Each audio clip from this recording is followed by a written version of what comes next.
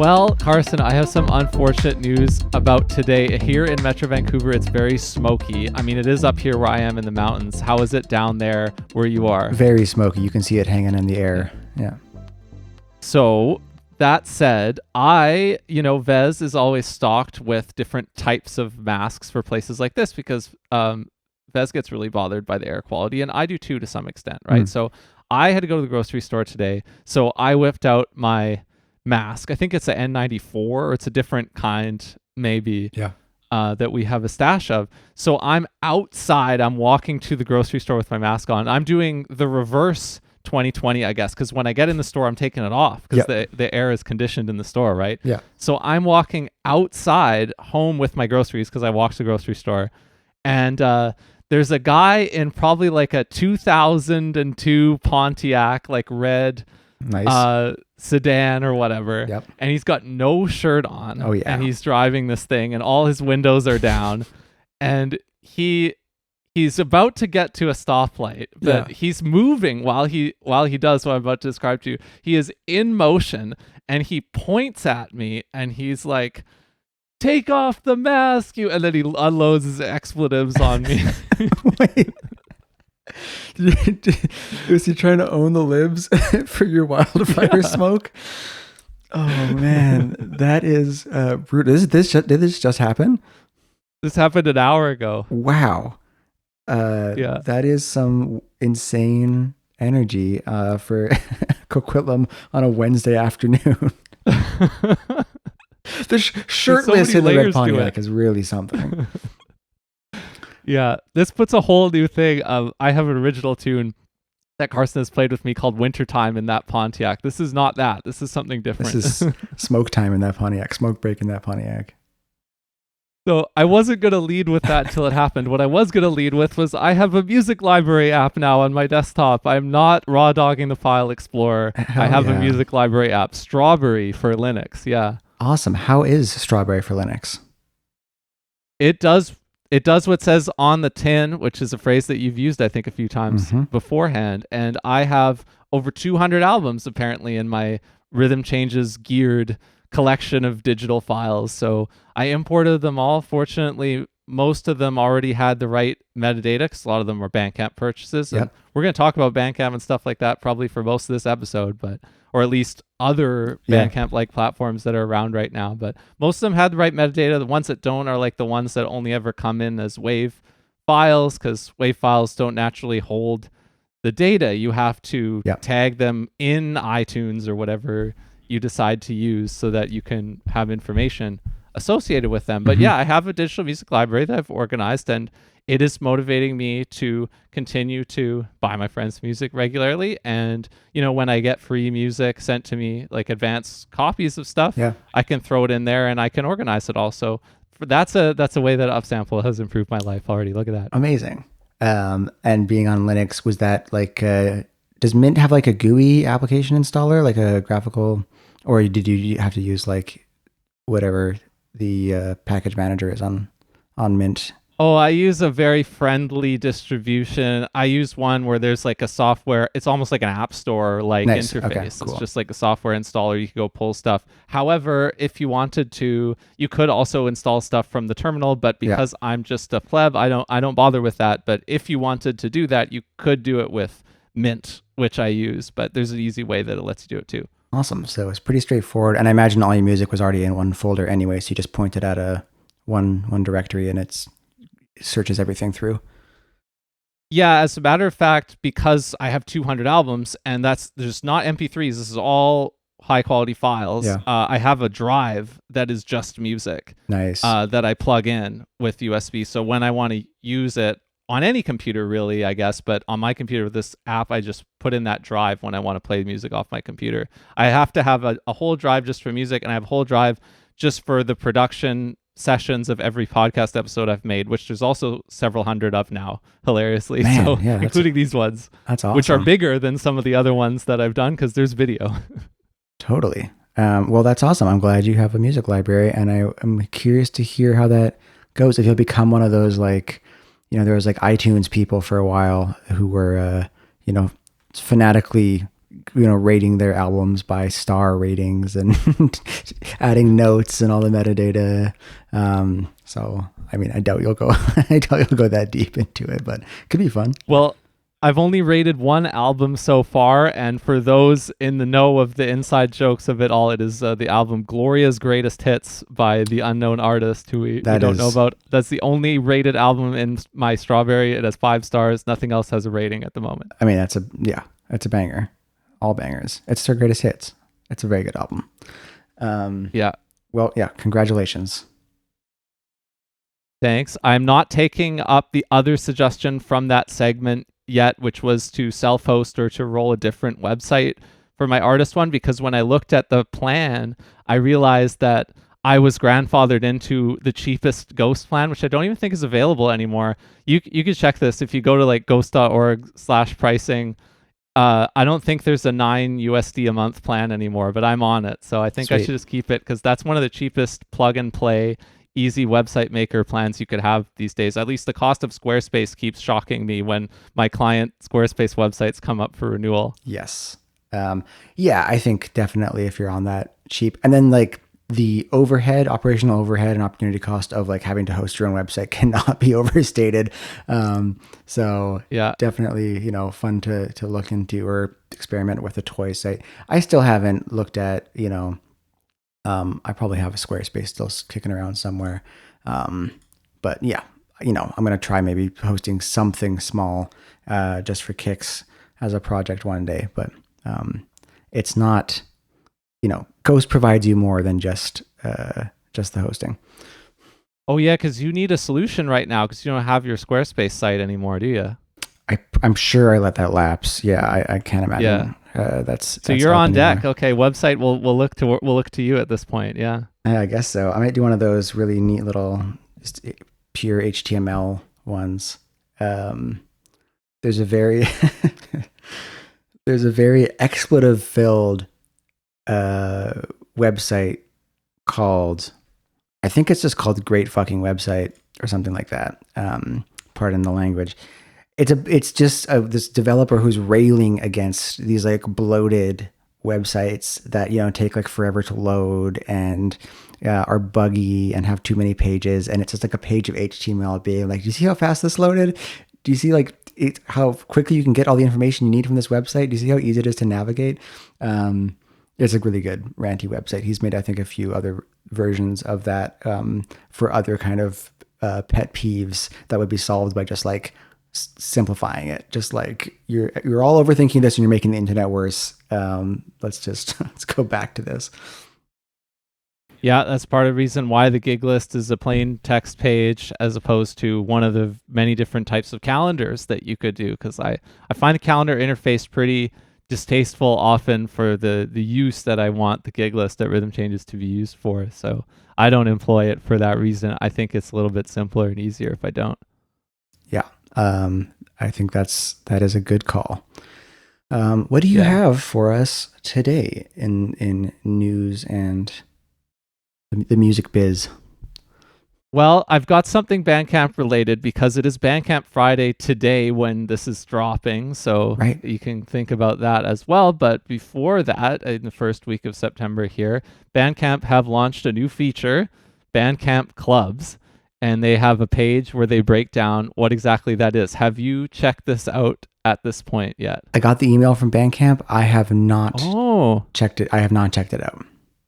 Right. Okay. Yes, they did contact everybody. So Bandcamp Clubs, they announced this as a new platform monetized feature. Now, there's a few different sides of this equation. And so far, one of the sides, there's not a lot of information about, which is who are the curators of these clubs. We'll get into that in a second. But basically, it seems that these are contracted by Bandcamp sort of to host these clubs. This is not like a platform. You cannot go and create your own Bandcamp club at this point. Okay. Bandcamp has launched with, I think, only 4 still club curators, and you have to assume that they pick these people and that the door is not open for you to be a host of a club. Now, you can be a member of one, and that gets into what this is basically, which is if you want to join a club, you are functionally, here's what's going to happen. You are going to pay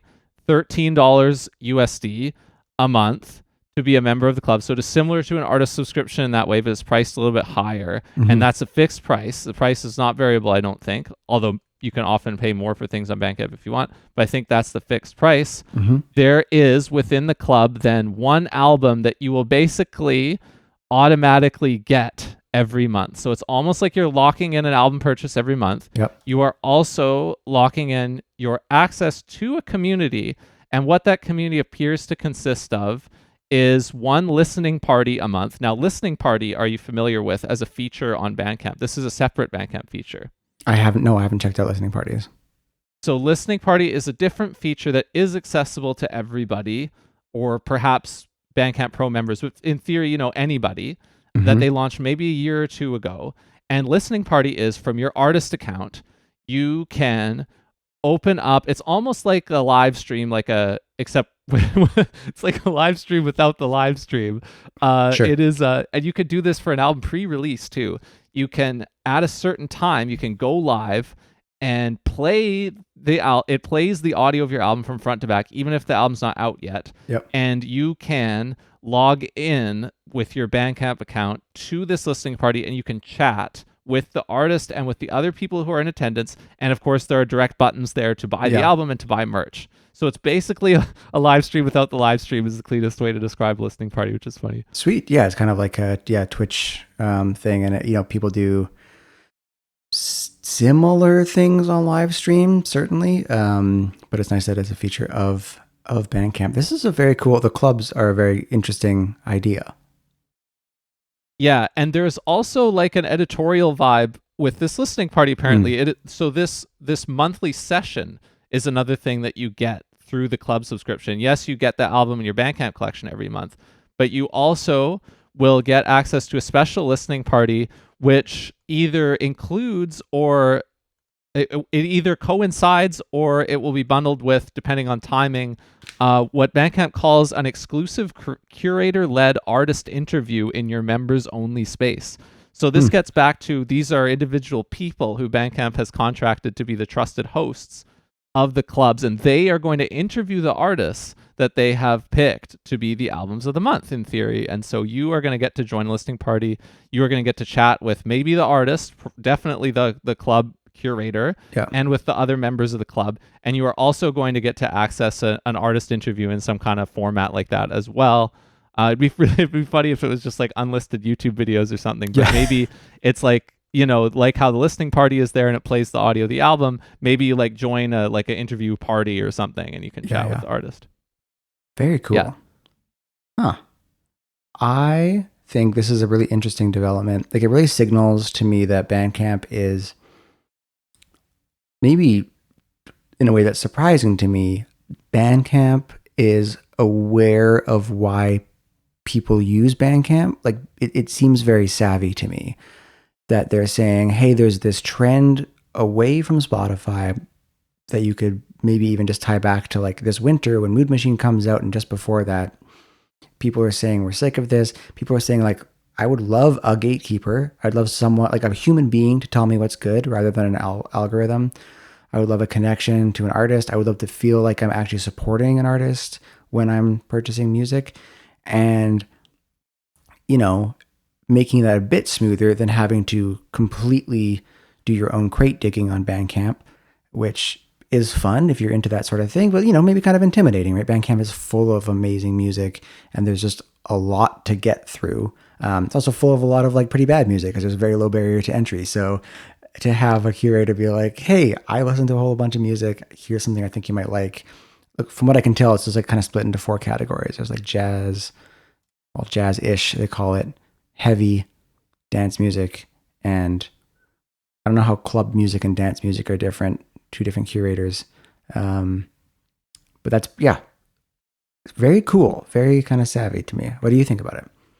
Well, it's very relevant that you brought up the Spotify stuff, because you got to figure that this feature was dreamed up in the Bandcamp boardroom early in July or something, as all this news was going on. It's like, what are we going to do to capitalize on it is the crude way to say it, but to like respond to Yeah. the level of discussion, because it really is like ever since we started talking about it, like it has become a much more mainstream thing to lodge all the different kinds of complaints about Spotify that we've been seeing going on for several years, but then also, of course, the ones that have come to a head this summer. Like the discourse around it has been expanding a lot more rapidly than it ever has in the months since then. So no doubt, like they would have wanted to respond to that in some way, and I think you could totally read this feature as a response to that, right?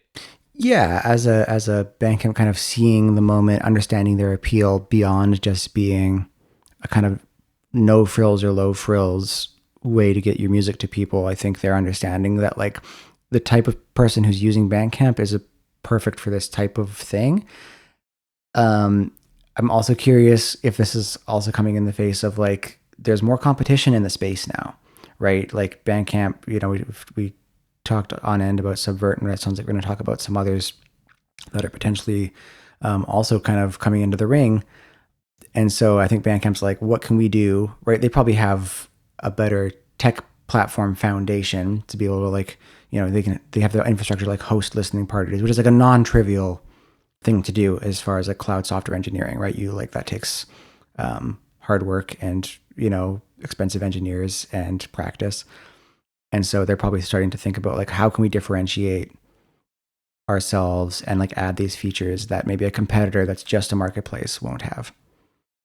Yeah, and they also have the user base, the install base, right, on the other side as an asset that they have to do things like this, which is, I think, what I want to talk about, because, you know, we're not talking about this as PR for Bandcamp necessarily. I think it's cool too.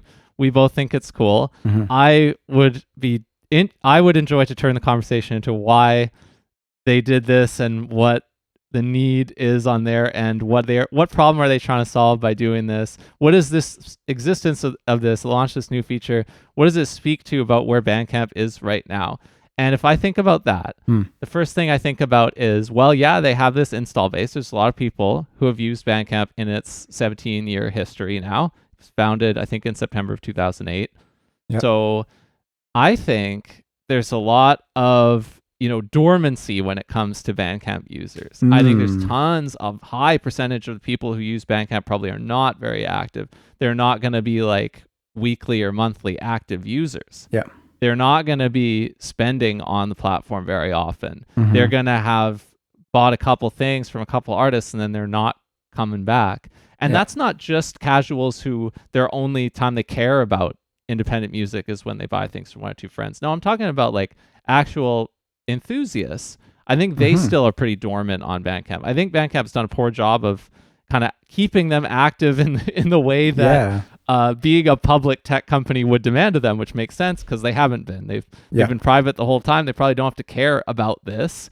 But, you know, if they think about it, they're probably like, well, we've had millions of people, I'm sure, who have used Bandcamp in the 17-year lifespan.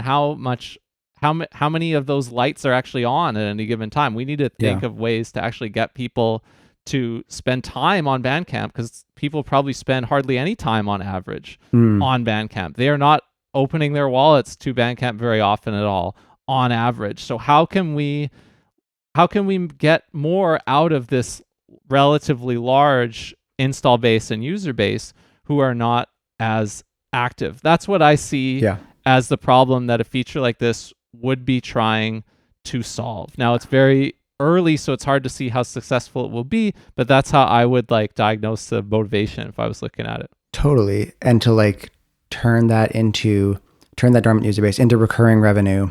Because I think right now, probably Bandcamp actually doesn't have like a great sense of like how much money it's going to make from album sales on a given month. I mean, like maybe they do, maybe they don't, but it's not recurring revenue ever. And so certainly that's like the model. What I'll say that I find very cool and encouraging about this is usually when this happens, when a company starts a subscription product, it is so that they can stop giving you a real thing anymore and you'll stop owning it, right? You don't own your Spotify library. That's the trade-off. That's the secret trade-off that you're making with Spotify, is like Spotify can just like take that stuff off of Spotify one day if they want to. So you're paying for all this stuff. Your library could disappear or whatever, or change or become filled with perfect fit content, whatever. But in this case, your subscription product is an album that becomes yours to own, DRM free, forever, right? It's just like a Bandcamp purchase that they're giving you. And so it's a really nicely differentiated from other subscription products we have, which come with this thing of like, oh, you don't, you know, it's cool. It's like nice to have your Netflix and the option to watch whatever you want. But you don't, we kind of talk about this like personal relationship with a media library, personal relationship with like the music that you listen to. You don't get that in a subscription, or like a streaming subscription. And this does, in this case, come with that. You're going to own albums if you're a subscriber to this. Yeah, it's very much like the old school first version in IRL of the record club that would have existed through the mail or through real life distribution in past decades, and which some indie labels probably still try to do things like that today. It is because you end up with, as the user, you end up with something at the end. Yeah. Very neat. An encouraging development. I mean, I think probably time will tell. I think the price is reasonable. 13 US a month does end up being like 20 almost Canadian a month after tax, I'm sure. So that's not nothing. I'm not clicking the subscribe now button yet, but if it turns out to be amazing, yeah, maybe pitch in, see what the hype is about. A few questions I'll flag about this right now. If you are an artist and your album gets selected by one of these things, what do you get? Do you just get the one purchase? Do you get like a bigger payout from Bandcamp because of that to reflect the size of the club? What do you get? I'm curious about that. I wonder if you get, yeah, that's a very good question. I don't think this question is tackled directly by the announcement page. Announcement page is entirely user-focused, which is good. It has to be. But this is a question I'm noticing as the artist on the back end, is if my album gets picked, what do I get? You don't think you get the number of purchases that the club is giving out? Well, that's a good question. It's kind of, I mean, that is, but yeah, maybe there's something else negotiated, because that would almost be, I mean, that'd be great for the artist, right? You just get these like guaranteed insta, ta-da, here's like hundreds potentially of sales that you wouldn't have had. Or is it, Bandcamp negotiates kind of some special thing where it's like, well, Bandcamp's, or they're going to take a higher rate of these, you know, that you get all the purchases, but instead of Bandcamp's usual cut, it's more. And the curator's probably getting paid. I think this is, I stumbled upon a probably interesting question here. I think this must be why this is not launching as an open platform feature and that you can't just go and spin up your own club. This must be why they have to gatekeep super hard about who are the curators and launch only for them. Because I don't think it wouldn't be tenable if everybody started doing this, and like obviously if it went out as full album sales to each club member, you know, that's just a mess. Like that's not going to work. But I assume that it is going to be, you are not, if there's 100 people in the club and your album gets picked, I'm assuming you are not going to get it's not even going to be denominated as 100 sales. Like, yeah, on one hand, I bet the curator gets a cut of it, and so it wouldn't be 100 full sales profits anyways, but I doubt it's going to be denominated as 100 sales even. I think it would be flat.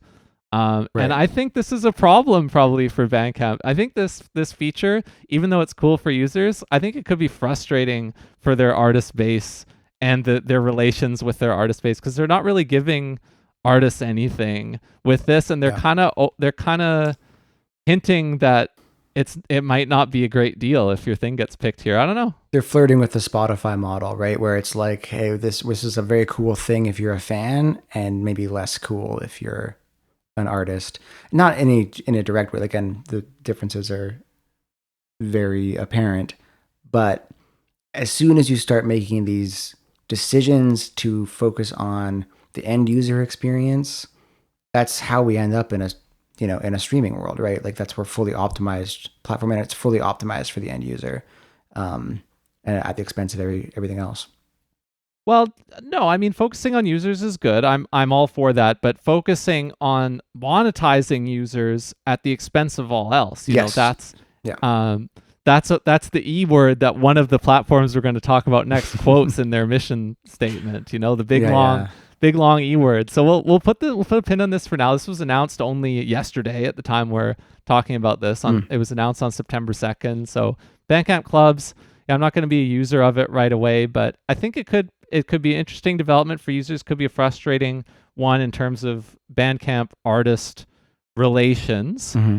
And there are a couple of very curious questions that are open because of that, and questions that didn't exist in the old school IRL record club model. Because if you wanted to do a record club in the mail, as the label, you had to furnish 100 CDs to all your club members, and they'd have to come from somewhere, and they'd have to get paid out. They have to get accounted for somewhere. Digital, not necessarily. So TBD, Bandcamp clubs. Okay, do you want to talk about, there are two other platforms that we have never mentioned before that over the last week I became aware of as like budding, colleagues of Subvert, not with the same kind of co-op ethos, but as platforms that are vying to play in the space with Bandcamp. Yeah, let's get into it.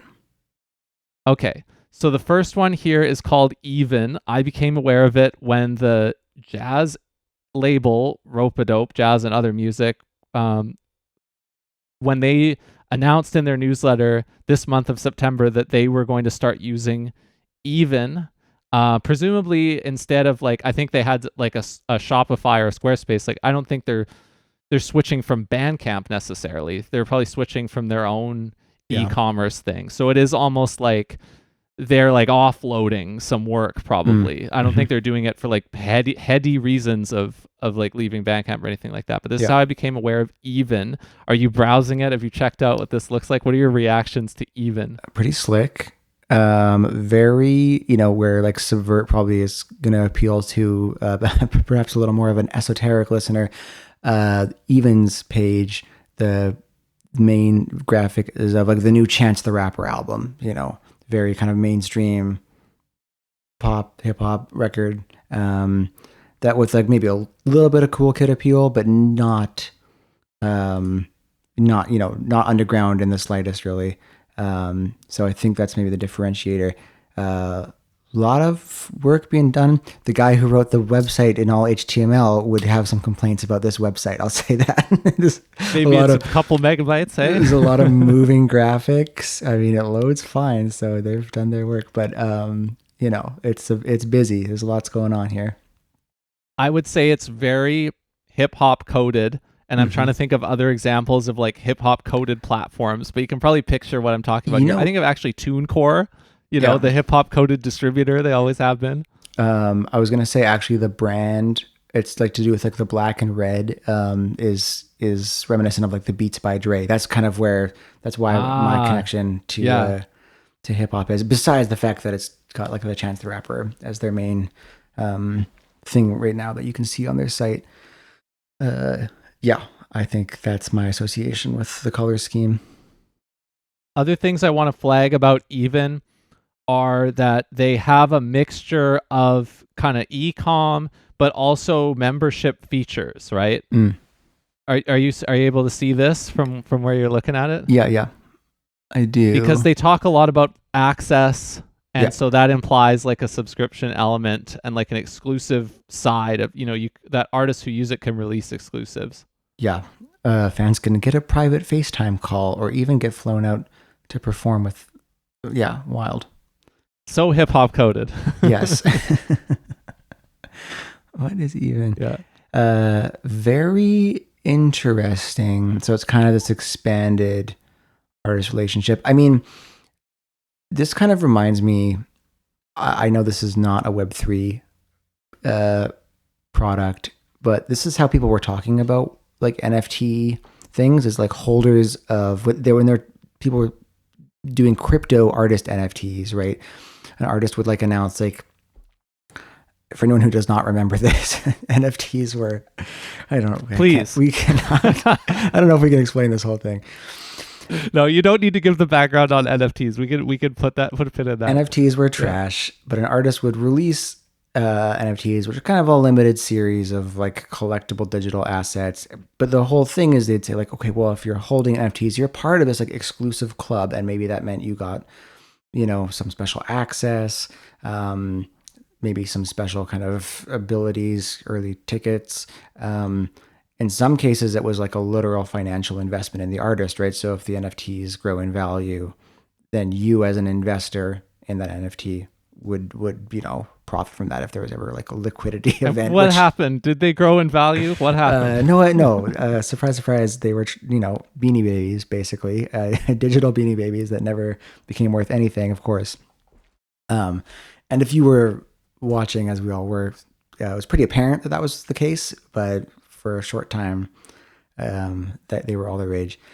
But that's how people were talking about this. That you were kind of like building this community, and that the value in an artist-fan relationship, that there was like basically more to be exploited there than just selling your fans music and merch.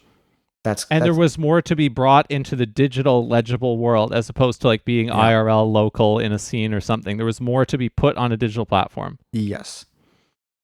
Which is interesting. I don't really know. It feels like a bit of a cynical way of kind of approaching the problem, but the same way, I think that's true, right? The Daniel Ek thing of like, hey, if we're not, you're not going to make a living now just releasing music to your fans.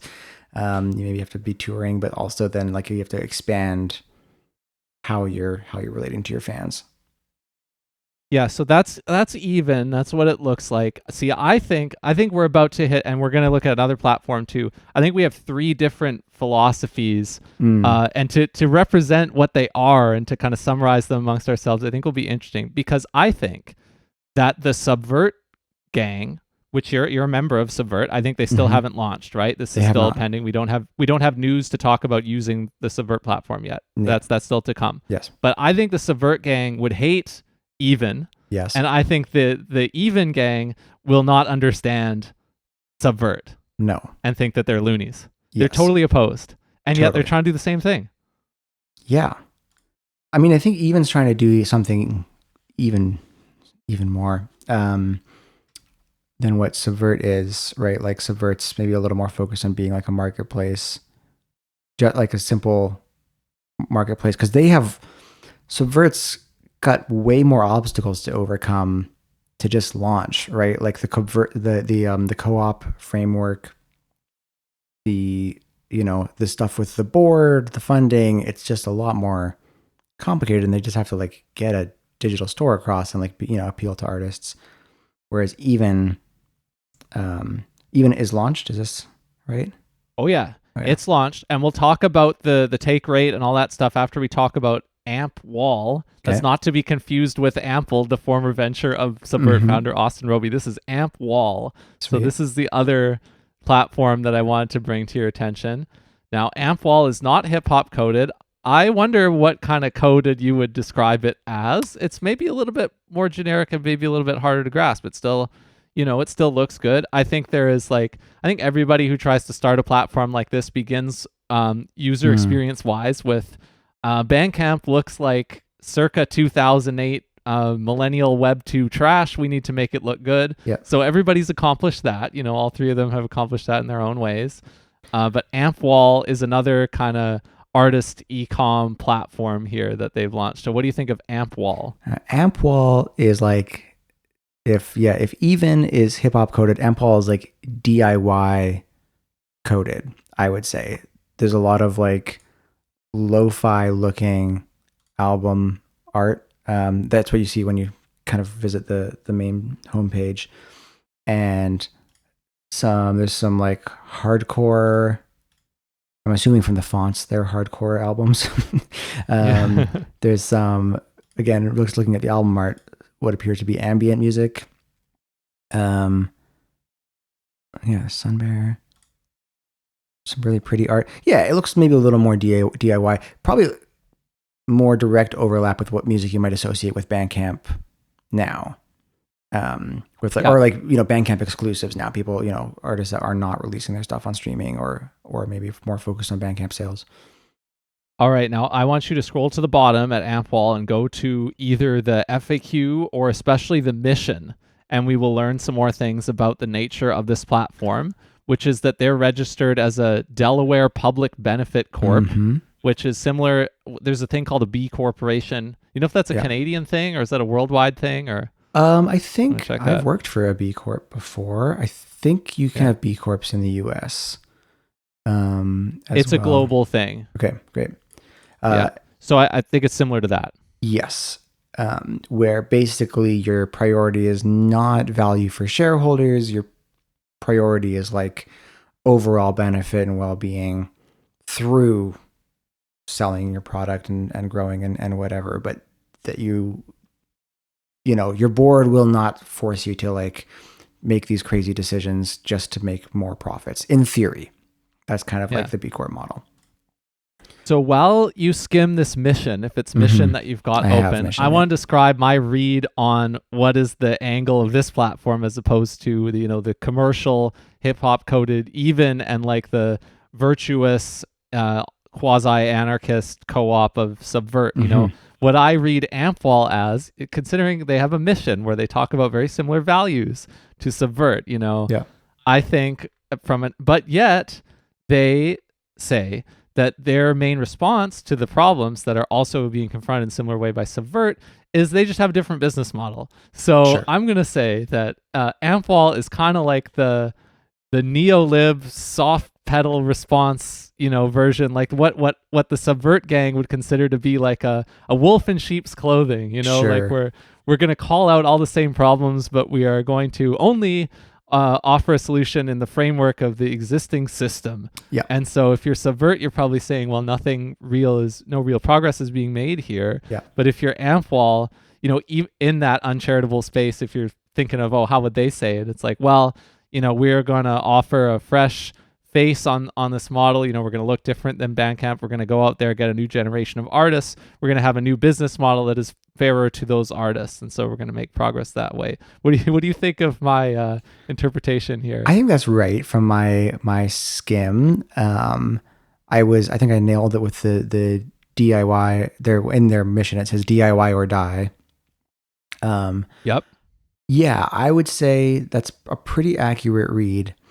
I think, if Subvert looks at the problems of, the platform internet now and maybe Bandcamp, in their minds being somewhat representative of those, which, to be fair, I think if you're like existing in the platform internet and you have a problem with Bandcamp, like that's a pretty radical position in itself, right? Like, yes, to the average normie, using Bandcamp is a radical position, right? To not use a streaming service and like get your music on Bandcamp because that's like more ethical. They'd be like, that's crazy. So even for Subvert to go like, no, the Bandcamp people, that's not ethical because they're like a private company and they're going to be sold a bunch and they're going to start extracting value from users through enshittification, our favorite word.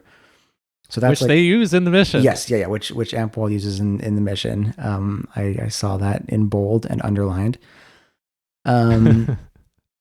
Yeah, that like I imagine Subvert would see Ampwall's proposition as a half measure, right? Like it seems like I don't see anything in here any deeper than like we're a public benefit company. Right. Well, I'm the perfect person politically for this platform, right? I should use Ampwall. Yeah. It's my people. It's my tribe. Yeah. Yeah, exactly. And like, there are many B Corps. I think B Corps are very cool. Like I worked for one for a little while.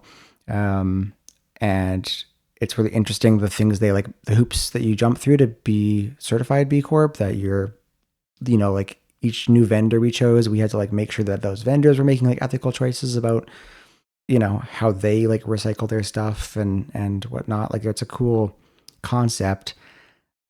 Again, compared to like Subvert's model of like, no, like make sure like artists have a stake. It's a cooperative, it's shared, B Corps can still be acquired, right? Like that's what happened to the B Corp I worked at. We got acquired. And then surprise, surprise, parent company does not particularly care about being a public benefit corp anymore, and would love a 10x exit. And, all of the B Corp things go out the window very fast.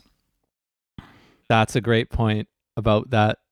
About the designation of being public benefit company or whatever, that it's not fixed in time forever, is it? No, it's not. I mean, it's cool. I don't think, again, where I think Subvert is perhaps overly optimistic about their ability to like execute an extremely radical business model. This seems like Ampwall is maybe hedging a little more, or just saying like, okay, well, no, we're different because we're a public benefit corp, which is like, maybe that's not that different from Bandcamp. Okay, so I'm going to steelman Ampwall here to close it out and see if you find this read on them more persuasive, because I also thought of it from this side too. Because one of the things that has been bouncing around in my mind, really going back to the years, it's a couple of years ago through to like a decade ago now, really. I haven't done it for a while, but I used to teach private music lessons. I used to do it independently to just a couple of people. Sometimes I did it in person, then I did it online. You know, I never taught on roster at a lesson center, at a music store, or anything like that. Really, I just kind of did it myself on the side. And one of the things I realized, especially as we got around 2020, was that, and I'll use the age these people would be now, I guess, virtually nobody under 25 can even comprehend Bandcamp. Yeah. I say this with all the love in my heart. Like, I mean, I'm under that age group, which is younger than us for sure. There's limited comprehension of what digital files are. Yeah. Because you've grown up in a world where digital files are not relevant to you. You live in an app-based world, and you don't have to manage files. It's funny, we talked about the music library coming into this. Yeah. You know, like that would truly be new territory for most people under 25 years of age. Yeah. They've never had to manage that when they've gone about their lives. The only reason they would have been exposed to it is if they took a special interest that exposed them to it. It wasn't a general exposure like it was for us and everyone around our age and those of us older who onboarded the internet in a previous era, right? Files themselves are not a given thing anymore in the tech user experience. And so Bandcamp is files based. If you don't understand files, what do you feel the point is of Bandcamp? What is the point of logging onto this website that looks like it's from 20 years ago and functions like it's from 20 years ago, and so it doesn't meet me anywhere? Yeah. So Ampwall, if they are just not that on a basic level, like if they have some kind of in-app experience and if they look normal and modern, what it would be to this demographic, they can onboard this generation of artists as well as users, because, and you know, in this perfect Steelman world, they could tell themselves like, we have addressed most of the problems of Bandcamp going forward, business model wise and user experience wise. And so if we stay in the game, Bandcamp keeps doing what they're doing, this age bracket of people who don't understand digital files and wouldn't understand why they would ever use Bandcamp is just going to keep growing. And so somebody's going to have to offer this, but all these normies are not going to go and be part of a co-op. So I mean, you know, we're going to be the normie solution. That would be my steelman of what I see from Ampwall. I think that's probably right, and I think they probably have a better shot again than Subvert for those reasons exactly, right? That like people again don't even have a concept of like why you would use Bandcamp, and so certainly to go like no, we think Bandcamp's great, but it's got problems, and so we're going to make our own Bandcamp, but with like more radical politics and corporate governance.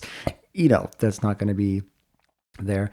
I guess all this is, I'm thinking of like, what do you think the total addressable market is for these Bandcamp alternatives, right? Like, is there a room, would any one of these succeeding, would Bandcamp need to like totally collapse in user base? Or is there enough, as people maybe, as the conversation around streaming services and Spotify is gaining momentum, is that TAM growing?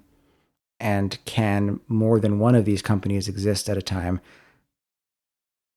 Yeah, absolutely. More than one can exist at a time. Same way that like website makers can. Like, are we talking about the addressable market of like artists who are selling on the platform, or of users? Of users, I think. Yeah.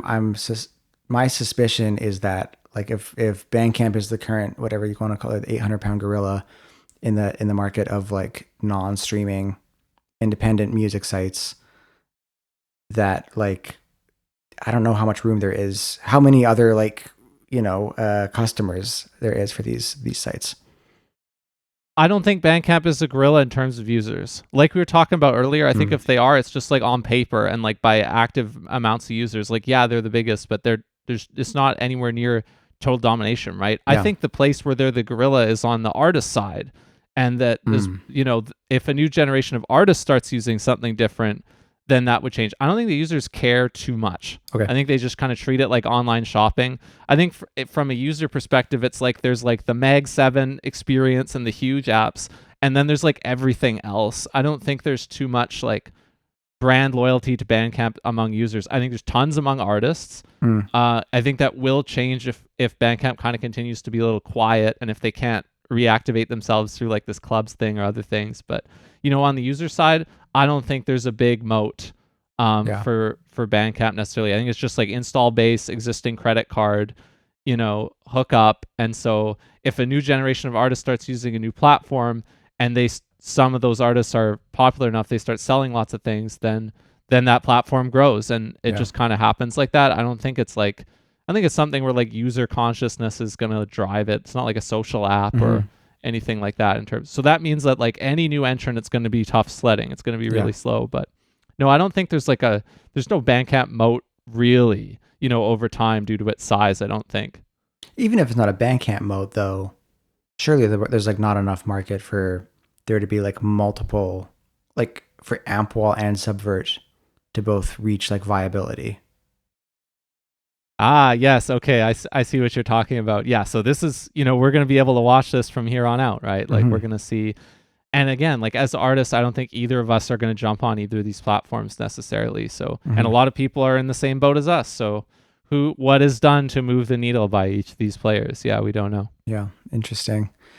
Very interesting. Is Ampwall a subscription or a right? Okay, so we could quickly talk about business models. So they actually have diverged in the opposite directions of Bandcamp from each other, which is also cool. So even there's no charge to use it as an artist or as a fan. They take 20%. So they take more than Bandcamp, but there's no charge. Okay.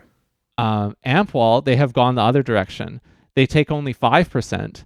But they have like a small paywall strategy. They talk about this a little bit in their mission. They're like, well, we kind of want to set the bar higher than where spam occurs by having really small paywall, but we will be as permissive as possible. And like, if you say we can't afford it, then we'll cut you breaks. We'll give you access one-on-one. You can negotiate that with us. They open the door to that very explicitly. They say they don't want anybody to not use it for lack of funds, but Ampwall charges super small amounts, starting at $10 per year for 5 hours of music uploaded, then increasing based on the size of your catalog. So it's super, super small fee for Ampwall, and then a 5% take rate. So they've gone in the opposite directions from the Bandcamp, which is 10 or 15% take rate, and for a lot of users on like Bandcamp for artists or labels, a $10 or $20 subscription fee. Great. Yeah, that's, very reasonable. Yeah. So different philosophies there. Also, Ampwall uses PayPal and even uses Stripe, which is also relevant because Bandcamp is making that switch from PayPal to Stripe. Interesting. Truly the Neolib option. They're like, hey, look, Public Benefit Corp, we're still going to use we're still going to keep the right wingers happy by using PayPal as a payment processor. Well, this is the other thing I noticed, thanks to YouTube recommendations for me, is I found out that some far right people really hate Stripe. I didn't know that. You and I took it as gospel. That's like, oh, everybody loves Stripe. They're switching to Stripe. That's going to be great. Apparently not the case. Apparently is it just some because people really don't like Stripe? In opposition to PayPal, which is now kind of for reasons right-wing coded because of like PayPal Mafia? I think they see Stripe as being censorious, like of shutting down accounts for like it's like a free speech absolutist position to be anti-Stripe, because Stripe is probably I don't really agree with this myself. Like I don't think that Stripe is problematic in this aspect really. But apparently, there's a small niche of people who think that Stripe is like overly censorious and punishing to certain kinds of content that you might put out if you're using a Stripe account, etc. Interesting. Whereas I think PayPal has been very sort of like, oh, we'll pay whoever, it's fine, and like, well, maybe some stuff that one might argue, maybe you don't want to be facilitating payments for that. Interesting.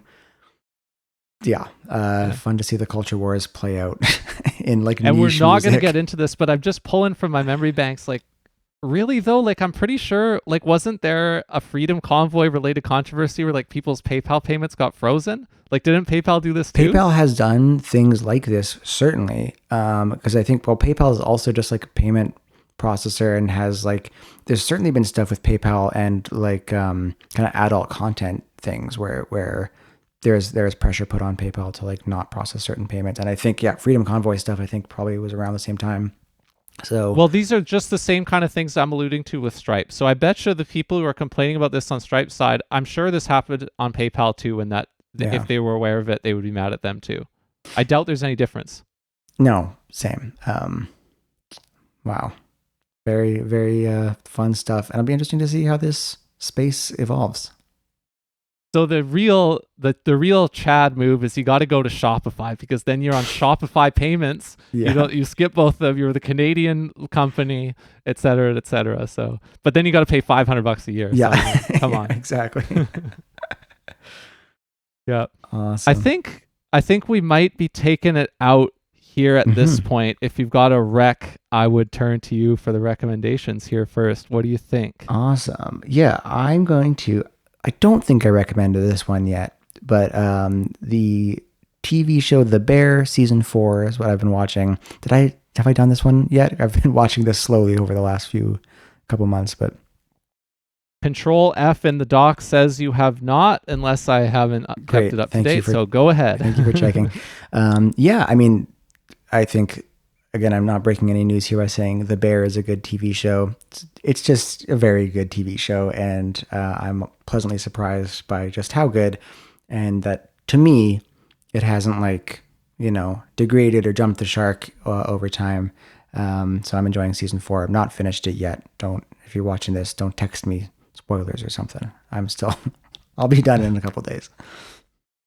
What about you? All right, I'm going local for my rec. I'm going with the project that dropped last week from Vancouver artist and friend of the show, Steph Wall.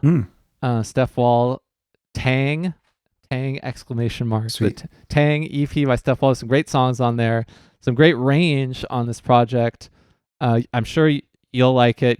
Steph, I've seen her live a few times. She plays with people we know in the scene. She has a background on the jazz side that we know really well, and is also really in the indie side that I don't know as well. And tonight, as of when this is coming out, she is doing like this is not a Bandcamp club. This is not a Bandcamp listening party. This is a real life listening party that is apparently happening in Trout Lake and is apparently sponsored by PBR, by Pabst Blue Ribbon. Interesting. Do I know how that came together? No, but I will hope to get down there and find out how that came together. Absolutely. And I've covered some of the singles off this project at Rhythm Changes already, so I'm happy for Steph. Way to go. Tang. Awesome. I'll check that out. Looking forward to it. All right. That concludes this episode of Upsample.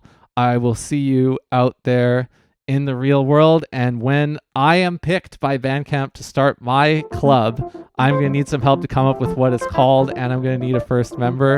And we're going to keep it hush hush. We're not going to pay those artists. We're going to make off with all the money that all the club members are taking, and get out of town. So absolutely. Till next time. All right. Take it easy, man. Have a good night.